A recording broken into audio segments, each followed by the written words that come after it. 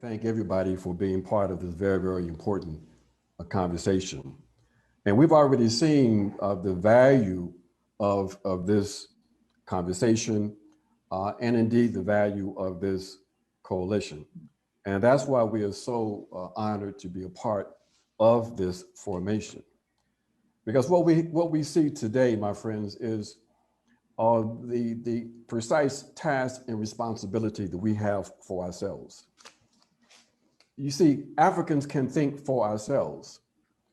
Euro-American leftists and liberals tell us that certain historical developments suggest that the US is moving towards forms of governance and society that they define as fascistic. Born out of the crisis of capitalism as manifested in the post-First Imperialist War, or so-called World War I in Europe, fascism, a term systematized and given life by Benito Mussolini, that reflected his definition of a particular economic, political, and social relationships that reflected the optimal governance program for his movement in Italy in the 1920s. Its replication and further development as the descriptive term for a terroristic, anti-democratic, militaristic, white supremacist and imperialist social system occurred across Europe, with its more infamous example being the German Nazi party fronted by Adolf Hitler. But I start there not to delve into the historical intricacies of this term as it was systematized in Europe, but to, in fact, decenter it, to reject the assumption that fascism was something new, something unique to Europe in the early 20th century, that its seemingly reemergence in Europe and the United States represents a distinctive new development. I argue, and it's already been said already this morning, that by shifting the standpoint away from Europe, that is to decenter Europe, to engage in a process of epistemological decolonization, we find that the fascism that emerged in Europe did not break from the totalitarian logic and practice of European colonialism. What was different in the 20s and 30s was that the practices of colonialism was, as African revolutionaries like George Padmore, W.B. Du Bois, and most famously, Amir Caesar, declared that what happened in Europe was that colonial practices that were applied in the colonies were now being applied or were applied in Europe. That was the case then and is the case during this contemporary period. So you see, understanding this is critically important because Eurocentric leftists who have aligned themselves with right-wing neoliberal capitalist Democrats as part of a confused strategy to so-called counter the right have instead lent the little credibility that they have to inadvertently propping up the legitimacy of the US settler state. And they entering into an intra-bourgeois struggle between sectors of the capitalist class as partisans. They don't understand that or recognize that all sectors of the bourgeoisie are united in one thing: the perpetuation of the bourgeois order, which means that their interests are in fundamental contradictions to ours.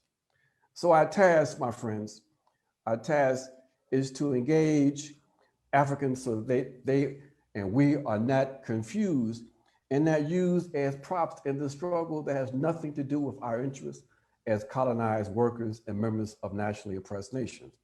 Something that should be quite obvious, even in the short term, that Master Biden has been in office, where it is quite clear that he continues to be committed to strengthening the US, EU, NATO axis of domination.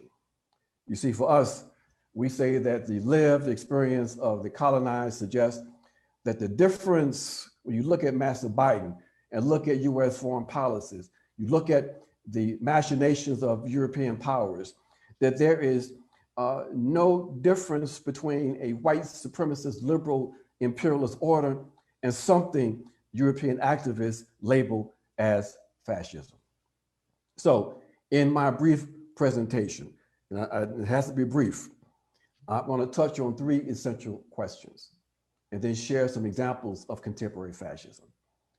And we can't delve into this really deeply because of our time constraints. There's a sort of an inside joke on this piece, but let me just share what those questions are. 1, can liberal democracy and fascism as forms of governance exist simultaneously in the same social formation?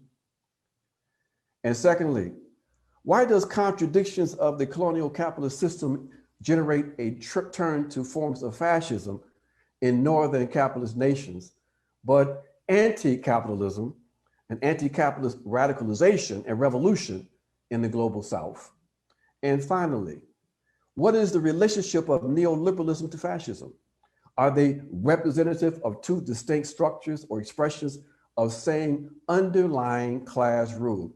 And does it make a difference for Africans and colonized people and nations across the planet? Now, let me touch on these questions. Fascism, and can it exist in the same social structure? Well, Samir Amin argued that democracy and fascism are forms of governance for bourgeois rule. Liberal democracy provides the best form for providing legitimacy to bourgeois rule, so it will be embraced for as long as possible, especially since it reflects the unbridled power of capital, that is the capitalist dictatorship. It can exist in one formation, and we say yes because you have to look at this in its proper terms.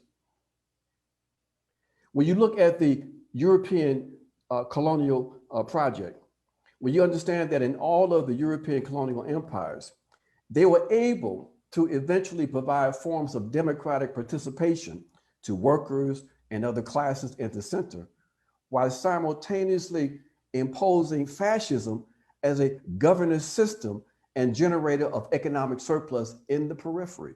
They could be contained in one social structure. In the US, for example, forms of democracy were extended to the non-bourgeois classes over time, including the white working class, while also maintaining a brutal racial apartheid system for the super exploitation of Black labor in the South, and even in the industrializing centers of the North in the 20th century. So yes, they can be contained in one social structure when you understand you're looking at the colonial relationships. Second, why does the contradictions of the colonial capitalist system generate a turn to forms of fascism in the northern nations, but anti-capitalist radicalization and revolution in the global South? Well, we know that there's a turn toward populism in the global South that results in some right-wing governments coming to power. But you know, when we talk about fascism in the North, the common sense explanation for the rise of fascism in the West is that it's a response to the very real ravages of neoliberalism unleashed in the North.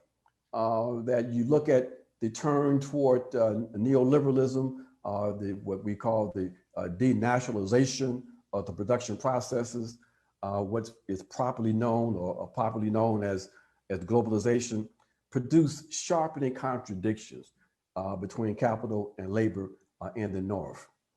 And we don't have to explain how all that sort of unfolded.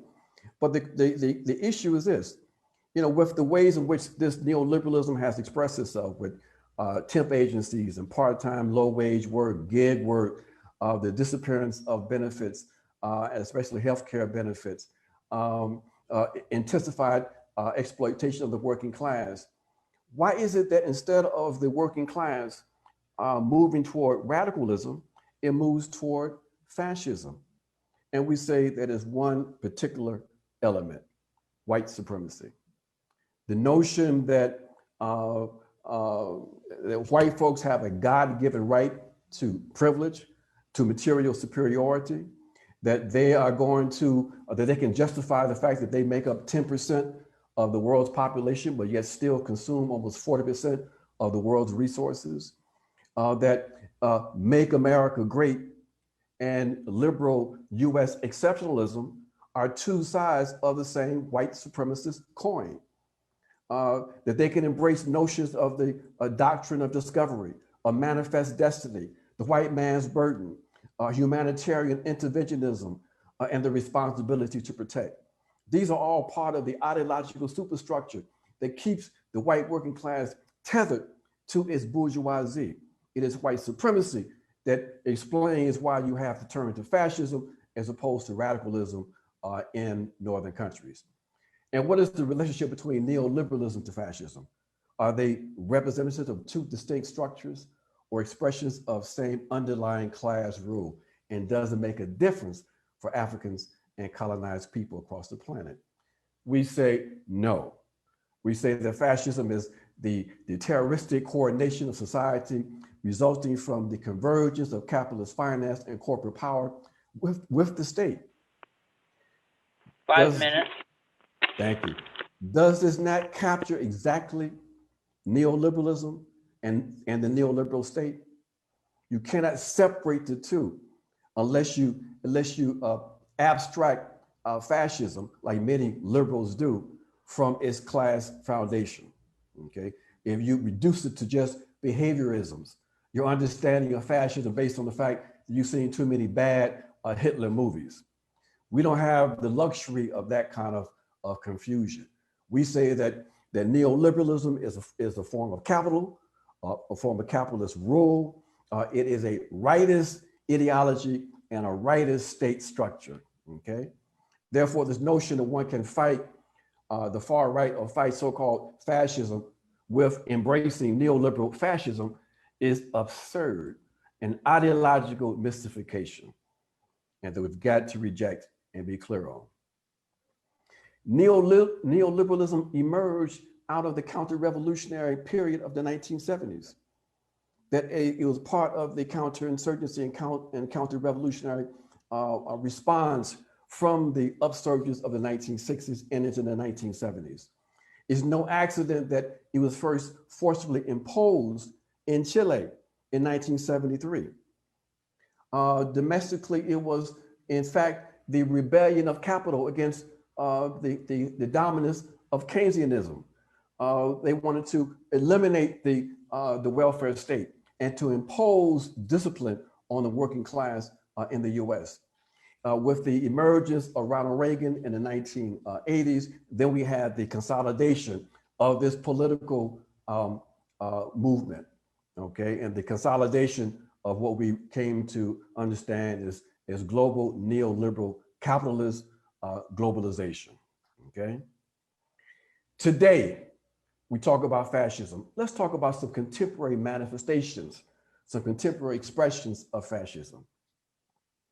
Well, when you have support for a right-wing coup in Honduras, when the National Defense Authorization Act gives legal authority to incarcerate anyone considered a threat to national security without trial or habeas corpus, when you have the killing of US citizens without any kind of due process, arbitrary invasions of nations directly and indirectly through proxies, the failure to protect citizens and residents being murdered by police forces, the use of the Espionage Act to imprison whistleblowers, the authorization of massive surveillance of the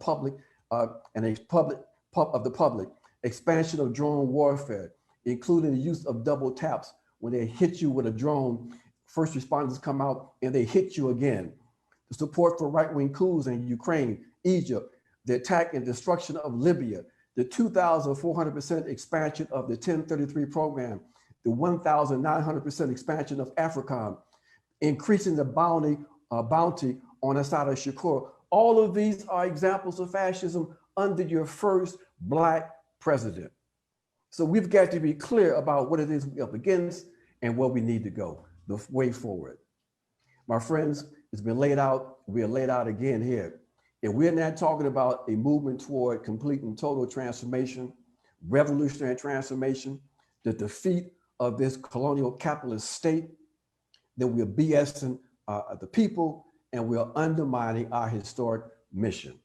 We've got to build effective organizations based on our best understanding of the social structure that we are part of and the social structure that we are impacted by. So as I move toward closure now, I know my time is just about up. 1 minute. Thank you. What are the kinds of organizations we have to build to address this challenge? That's what the central question that we have. We must have, I argue, clear, unambiguous socialist policies.